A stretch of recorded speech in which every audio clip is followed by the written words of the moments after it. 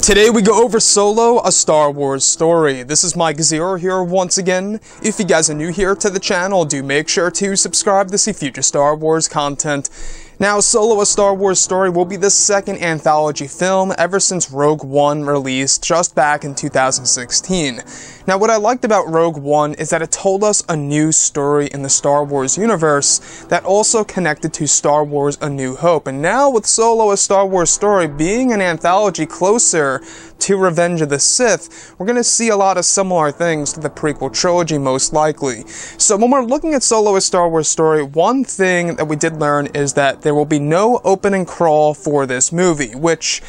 honestly, you know, it's not a huge surprise, but it's good to know. Now, we do know that Rogue One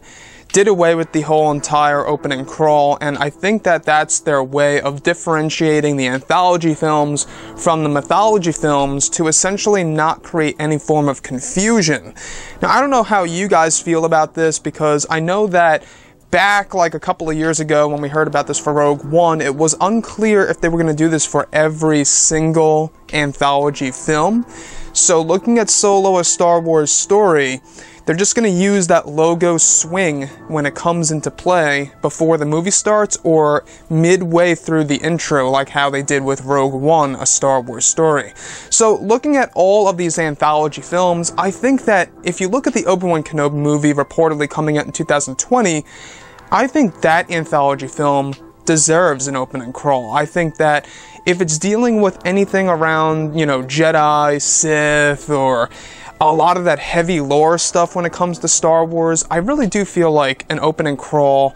is just fitting for a Star Wars movie like that. However, with anthology films like Rogue One and Solo, it seems like Disney and Lucasfilm are shying away from the opening crawls, where it essentially gives you a nice little summary of what the film is about and where it's going and where our characters are going as well.